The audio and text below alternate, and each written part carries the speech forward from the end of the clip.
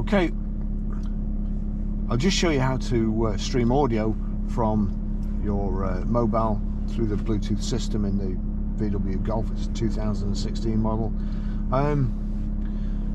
So from any screen, if you go into your music like so, we'll just click on that. You see there the silver triangle and 3 silver circles.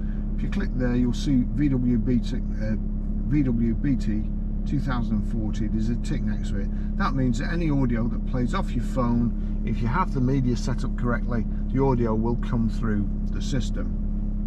Now I'm going to turn that down. I can't play any music for too long, otherwise I'll get a copyright strike. So we'll click play, over to the system, click on media. It's already come up. That's the track playing on the system from my phone. However, if it's not, there you go. I'll just do that again. If you move your hand towards it, you've then got these other this other menu comes up, and source. So if you don't immediately see the track on the display, you click on the source.